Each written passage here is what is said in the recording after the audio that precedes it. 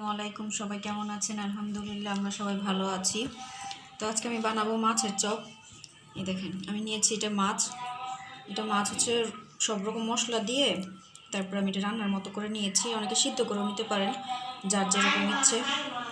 তো যার যেরকম ইচ্ছে বড় বড় চাকা মাছ দিয়ে এগুলো করা যায়। তো সব মাছ এরকম সব রকম মশলা দিয়ে আদা রসুন পেঁয়াজ সব রকম মশলা দিয়ে হলুদের গুঁড়া, মরিচের গুঁড়া, ধনিয়া গুঁড়া, জিরা গুঁড়ো দিয়ে সব রান্না করে একদম। তারপরে আর এটা যে কোনো মাছ নেওয়া যায়, মানে চাকা যে কোনো মাছ। আমি আর মাছ নিয়েছি, আর মাছ যেটা বলে সেটা আমি নিয়েছি। দেখেন এই মাছ। আর নিয়েছি আলু সিদ্ধ, এখানে আছে পেঁয়াজ কুচি, কাঁচামরিচ কুচি, ধনিয়া পাতা কুচি, আর দিয়ে দেবো বেকিং পাউডার। তো আমি এখানে সব একসাথে মেখে নিব।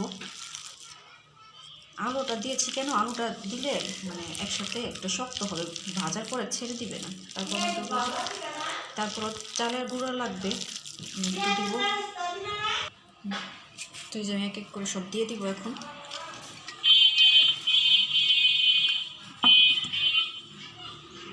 তো চাইলে আপনারা মাছটা শুধু সিদ্ধ করে বেছে পরে সব মশলা দিয়েও করতে পারেন, যার যেরকমভাবে ইচ্ছে। তো আমি এরকমভাবে নিয়েছি, সব মশলা দিয়ে রান্না করে তারপর আমি মাছটা নিয়েছি।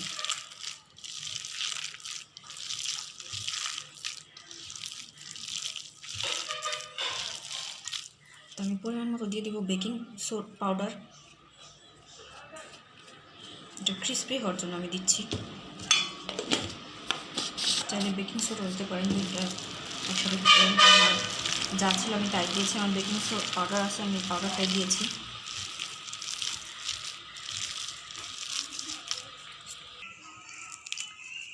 তো এই যে আমি ফ্লেভারটা একটু স্বাদটা একটু অন্যরকম করার জন্য আমি ধনিয়া পাতা তো দিয়েছি, এখন পুদিনা পাতাও দিয়ে দিচ্ছি। ফ্লেভারটা অন্যরকম আসবে, এটা খেতে ভালো লাগবে। দিয়ে দিয়েছি চালের গুঁড়া, আর আমি দিয়েছি যে গরম মশলা বাটাও দিয়েছি, খেতে ভালো লাগবে। ডিপে ছিল তো চালের গুঁড়াটা একদম শক্ত হয়ে গেছে, এই জন্য।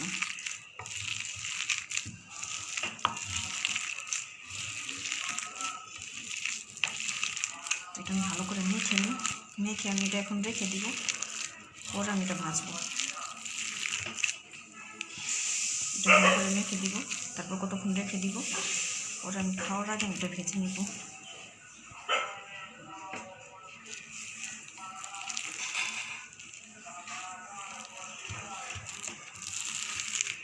তো আপনার সাথে থাকবেন, দেখতে থাকবেন, আমি ভাজার সময় আপনাদের সাথে আবার শেয়ার করবো। আমরা এখন যাচ্ছি ইমানদীপুর কবরস্থান।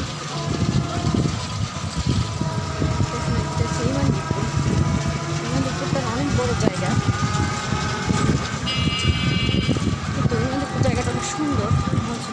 ইমানদীপুরটা জায়গা সুন্দর। পুচকি মেয়ে একটা সালাম দিয়ে দাও, আসসালামু আলাইকুম। আর এই যে একজন মাঝখানে বসে আছে, দেখা যাচ্ছে না। দুই মা খালার মাঝখানে বসে। জি মা, বেড়া যাচ্ছ? এখন মানুষ অল্প জায়গাতেই দেখা যায় বাড়ি ঘর করে ফেলে। আগে জায়গাগুলো খুব সব খালি ছিল, দেখেন বাড়ি করে ফেলতেছে।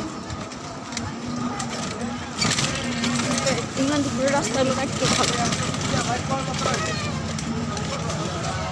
নিচে ঝাঁকি, একদম অবস্থা খারাপ হয়ে যায়।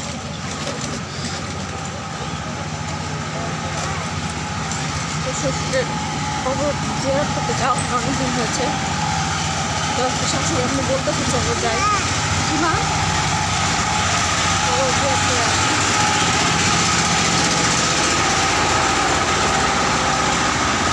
এখানে না খালি জায়গা থাকবে তো মানুষ অনেক গাছ টাছ লাগায়। তো শাশুড়ি আম্মু মাঝে মধ্যে হাঁটতে, সেখান থেকে অনেক সবজি টবজি নিয়ে যায়।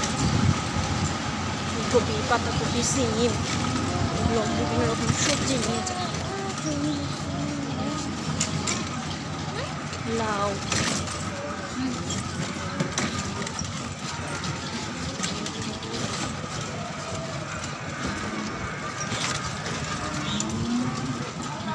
অল্প করে মানুষ রেখে, অল্প করে জায়গা রাখে, ফেলে রাখে, তারপর দেখা যায় করে বাড়ি ঘর করে।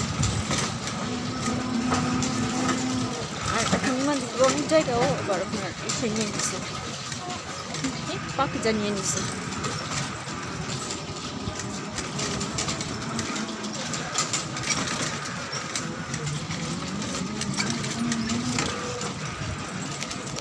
আগে ওর বাবার আমি হাঁটতে বেরোতাম, দিয়ে হেঁটে আসতাম। তো আমার কবরস্থানের সঙ্গে চলে আসছি, আপনার সাথে পরে আবার শেয়ার করবো।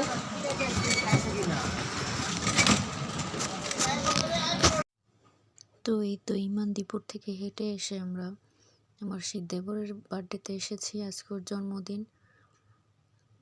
তো মামি ফোন দিয়েছে যে একটু আসো বাচ্চাদেরকে নিয়ে, এই জন্য আমরা সন্ধ্যায় আবার এসেছি। দেবরের জন্মদিনের কেক কাটবো। তেমন কাউকে বলিনি, আমার 2 মেয়ে, ভাগ্নি, বোন, আমি। দেখেন 2 মেয়ে বসে আছে, কেক কাটবে। তো সবাই আমার দেবরের জন্য দোয়া করবেন। মামা বসে আছে।